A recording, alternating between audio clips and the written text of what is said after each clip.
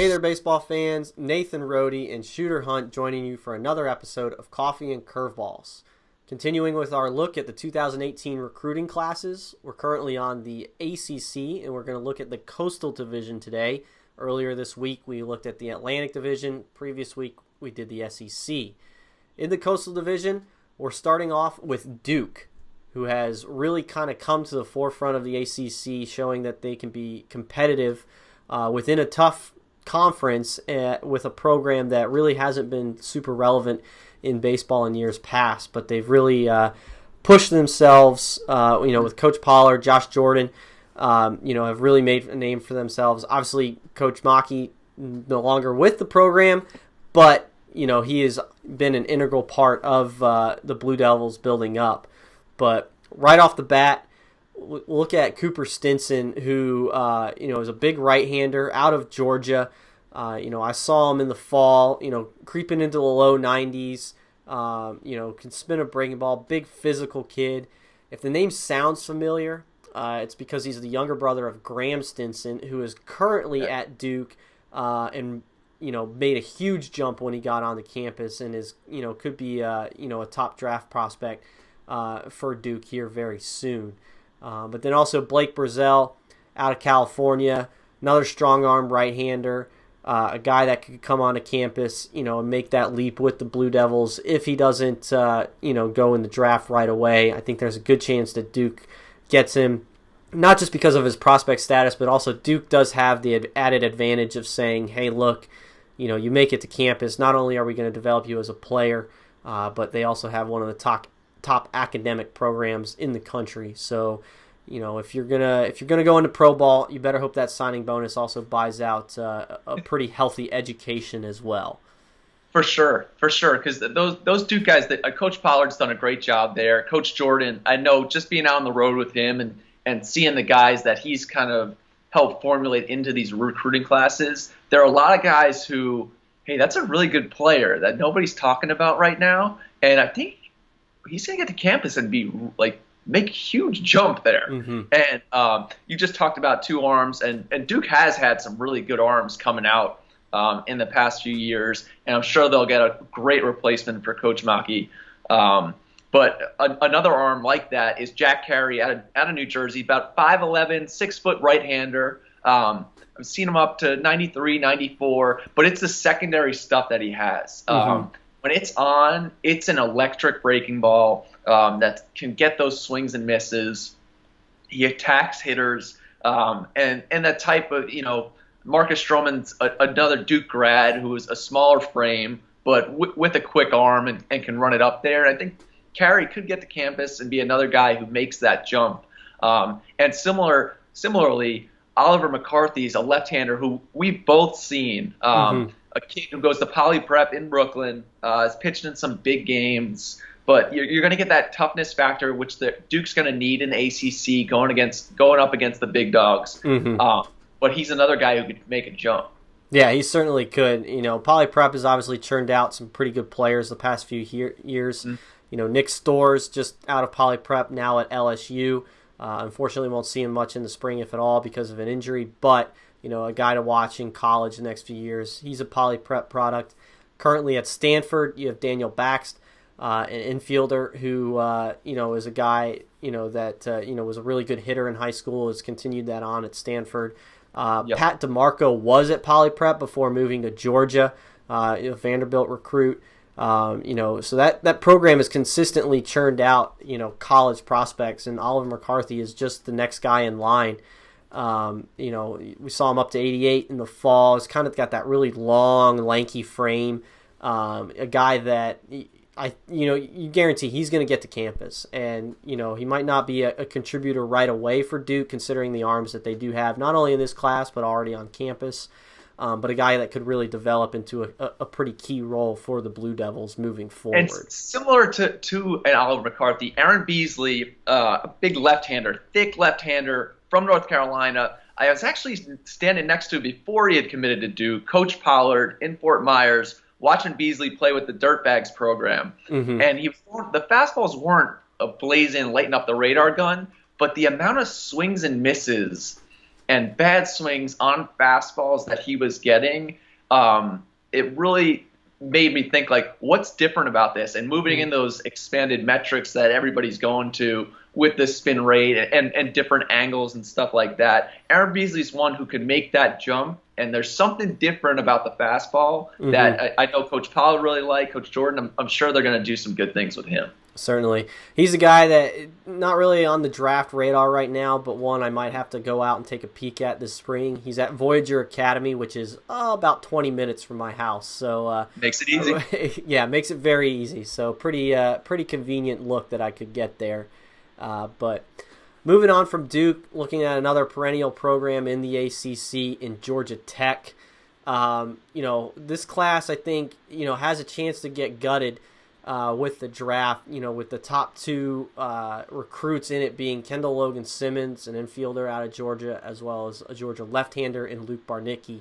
Barnicki, we talk about it being a really deep class when it comes to pitching, so there is always a chance that one of those guys is going to get pushed out of the draft and end up on campus. I'd lean toward Barnicki being one of the guys that gets picked early. Pretty athletic-looking left-hander. He's got solid stuff. He pitched in the Under Armour game. He's a guy that we're going to have to really keep an eye on throughout the spring and has a chance to be a top 2-round pick. Kendall Logan Simmons is an infielder, kind of a bigger guy. Plays shortstop now. Fits more of that third base mold for me. But he moves well. It's not that he's a stiff and that you just have to move him off shortstop. I just think he's kind of a big physical kid. He'll probably slow down a little bit. But he has the athleticism and range as well, so he could be a good defender at third base. I just think he fits a little bit better over there. Also considering, his offensive profile. For sure. And I know I like Court Rodig, kid, right-hander from Florida, has that pitcher's frame, wiry strength, but he's 6'2". He may be 170 pounds, so there's a lot more coming. But it's clean arm, quick arm. And the ball it explodes out of his hand. It was in the low 90s when I saw him from a kid who you would not expect it. And he's going to get to a campus, get on the weight program, put on some strength, and he could be one where things really click in Atlanta for him. Certainly. So if Georgia Tech, gets, one guy out of that group of, Rodig, Simmons, or Bartnicki, I think it's a big win for them.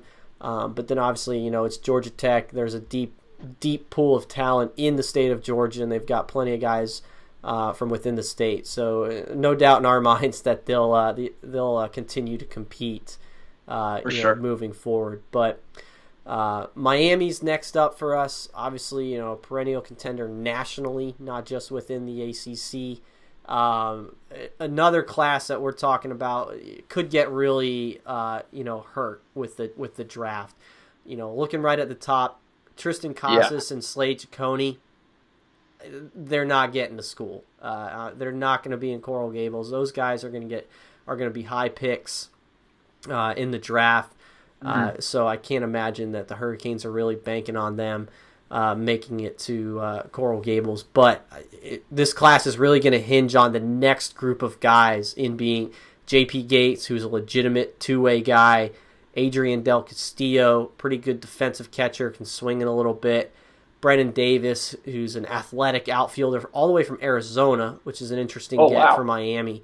You look at that group of three right there, and if they can get two, if not all of them, then I think this class could really turn into being a really dynamic one for Miami. For sure, and there's some depth even after that. Cal Conley's a kid out of Ohio, infielder, just a tough kid who's going to give those great at-bats, could play third base, shortstop, second base. It's going to move all over for them. But one that I really like, who I think is going to hit at the top of their order, is Jordan Lala. Real quick outfielder, just looks the part, grazing around the outfield, crisp routes, has good hands. But at the plate, reminds me of, there's a kid at LSU right now, Antoine Duplantis, who I remember seeing him in high school. And it's very similar, just the speed, left-handed stick. I think if and when he gets to campus, Miami's going to be really happy that they have him for 3 years at the top of that order, setting things up for the guys in the middle. Certainly. So another strong class, it looks like, for Miami. Obviously, they'll be sweating a little bit, come June with the draft. But they have a chance to really bring some difference makers onto campus. So moving on to North Carolina, obviously another national contender. Coach Woodard obviously has been relentless on the recruiting trail in his career so far, and now at his alma mater in UNC. So, really starting to fit in nicely with him and Coach Forbes and Coach Fox there. For me, one of the top guys the top guy for me in their recruiting class is Jordan Adams. Really athletic outfielder. It's got a physical frame. It's not advanced. He's still got some room to add strength in there, and we know he's going to, because baseball actually isn't his primary sport. He's one of the top wide receiver recruits in the country, and he's committed to UNC to play football. His dad is the defensive line coach at UNC. So this guy is going to be a physical kid. He's athletic. When I saw him for the first time in the spring, I went in thinking, okay, he's a top recruit in football. His dad's a football coach. I'm probably going to go in and just watch an athlete play baseball, and there'll probably be some crudeness to his game. And there wasn't. There actually was some pretty good polish and some pretty good feel. I saw him, go with a pitch away instead of trying to spin out and hit it out or anything like that. He went with the pitches that were given to him. It was a good fundamental swing. So there's definitely some upside for this guy in baseball. I know he's probably interested in the draft and seeing how things play out, but given that, he has the option of playing football at UNC with his dad being a coach there, I think there's a pretty good chance that he ends up on campus, and that would be really good for the UNC baseball program, because he has the potential to be an explosive player on the diamond.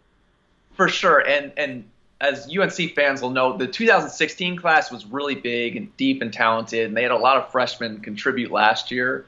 So there's still, I think the 19 class will end up being a little bit more talented. Mm-hmm. Not to say that this one's not. But the needs aren't there because they have that great 16 class on campus right now. Mm-hmm. But there's a few guys that I really like. Max Alba is one that Coach Woodard was very excited about, and who we saw at the future games. Kid out of Wisconsin, big right-hander, 3 sports stars. So he's been playing a lot of other stuff, and I think that jump is going to happen on campus.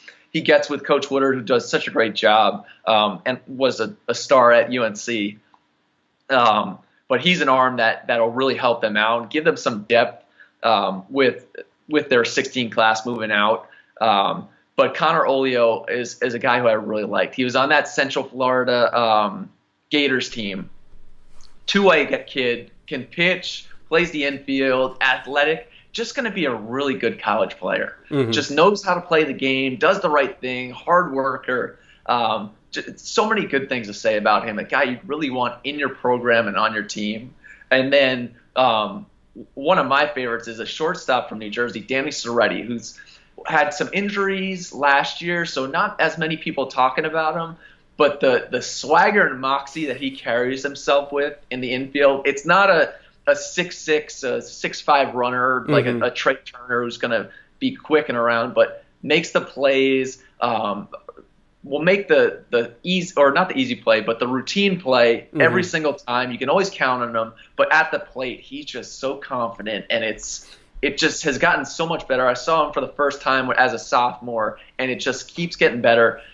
I think they may have to sweat it out because he could be a pro guy, a top 10 draft pick or a top 10 rounder. But if he gets to campus, he's going to be one that fits the mold of the UNC shortstops. Certainly. Well, one more guy with UNC that I want to bring up before we, move on to the next program is Max Alba.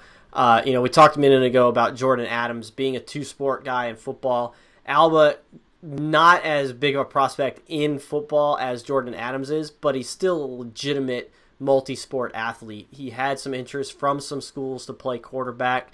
I think there was some interest or maybe even an offer from Wyoming, which is one of the better FCS programs in the country. So you're talking about a pretty good athlete that's coming to UNC and is still kind of coming into his own as a pitcher. He's still growing into his body, still figuring out himself physically. So a lot of upside with Alba.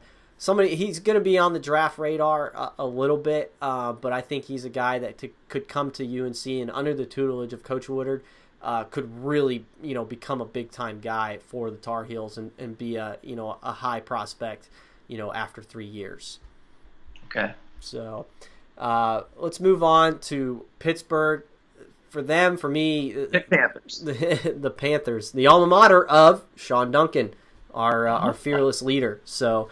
But Pittsburgh, their top prospect, their top recruit coming in is a left-hander from Western PA. So they got kind of a local kid, and that's Mason Ronan.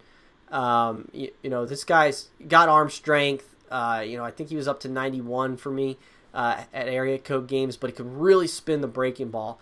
The question with him is going to be the amount of strikes that he can throw. So I think, with the command being an issue, it might scare some teams off when it comes to the draft. He can't, because of that breaking ball. I think they're gonna, potentially give him a chance. Obviously, he's got that arm strength as well. But if he ends up on campus and Pittsburgh can really develop him as an arm and kind of work with his mechanics so that he throws more strikes, we could be talking about another, a top 3 round prospect after 3 years. For sure, and I like the position guys that they added too. Kyle Hess is one I saw. In February, actually, last year in a preseason event. I was sitting with Greg Williams, our scouting director in Pennsylvania, just watching this kid run a 6'5" or 6'6" 60. But it's super athletic. He almost looks like a wide receiver or a strong safety playing baseball. Good defender. He's going to give you good at-bats. He's one who I think there may be some draft talk because of the athleticism, but I think he'll end up getting to campus and will hit at the top of that lineup for a while. And then Pitt actually went into Florida because there's just so much talent down there, especially in the 18th class, that they were able to pick up a really nice shortstop. Andres Antonini, great kid, 6'3", 205. Every time I see him, I feel like he's gotten stronger. Switch hitter, but it's real smooth in the infield. The hands really work. And I think he's got a chance to stick at shortstop. He's got the arm strength. They may have to worry about him in the draft a little bit because the frame just works so well. But if he gets the campus, you're talking about a 6'3", 205 shortstop from I think he's from Hollywood, Florida, so not too far from Miami. But a guy who could, become a top 3 round pick by the time he's a junior, especially since he's a switch hitter. And then the last one, who I know we just talked about, Sean Duncan, and maybe this is why he likes him even more because he's headed to Pitt. But there's a second baseman out of New Jersey named Sky Duff. It's a great name. You know what? It is, and he just grinds out at bats. And he's the type of kid, if he's on your team, you love him.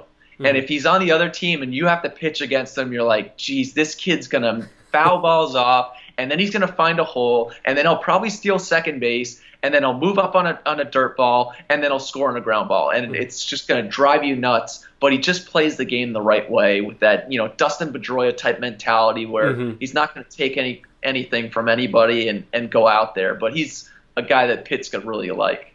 Nice. So moving on to one of the top programs in the ACC and a contender nationally, as they have been national champions within the last 5 years and also made another trip, to the championship game in Omaha, and that's the University of Virginia. Obviously, Brian O'Connor, Carl Kuhn, and Kevin McMullen obviously have built an absolute legacy at Virginia, and they've done a good job of, not only do they get, those recruits that are top draft prospects, to commit to Virginia, they get them to end up on campus. So while I think there's a couple of guys that they'll probably lose out on the draft, I think, I would lean – I'm not going to put money on it just yet because Virginia has been able to pull some of those recruits in that we thought were slam dunks to go in the draft.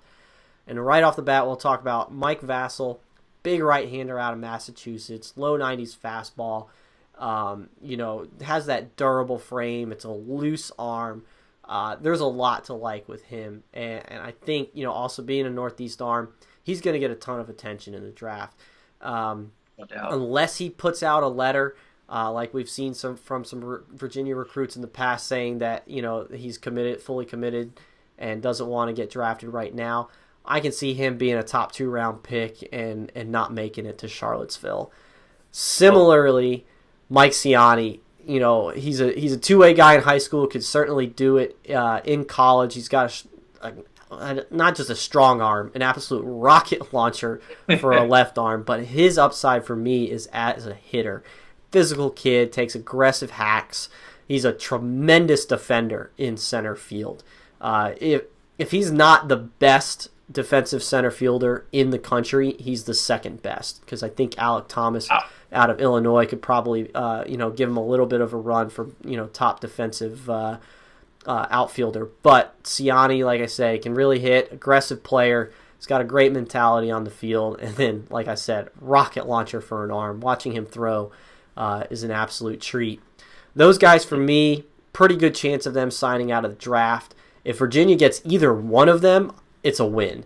And then you look at the next group of guys that I think are all, pretty solid chance of them making it on campus with upside, like Brandon Neek, the left-hander out of New York, kind of a lean frame, still kind of growing into his stuff, so he's got some upside. Ben Harris is a two-way guy out of Georgia. There's a chance that he might be able to do that in college, like Virginia's kind of been known for, going back to like Sean Doolittle. And then Christian Sanchez in Virginia has really kind of come on strong lately, moving up, probably bump into that number 1 spot in the Virginia rankings. Has been up to 94 for me. It's a pretty whippy arm. Secondary stuff still kind of coming along. But like I said, another high upside guy for Virginia. Yeah. But if you get those 3 guys, I think this is a great class to have on campus. Shooter, I know you've got some guys that you want to bring up that are adding to it. But if you can get those 3, and then, it's a win. But then if you add in either Vasil or Ciani, of pulling that off, getting them to campus, that would be huge for the Cavaliers. For sure. And I think they may actually get there. Vasil maybe not, because it's just an arm. But a kid like Mike Ciani, if he wants to go both ways, Virginia's going to let him do it. Coach Max did such a great job finding those athletic guys and bringing them in and having them find that success on campus.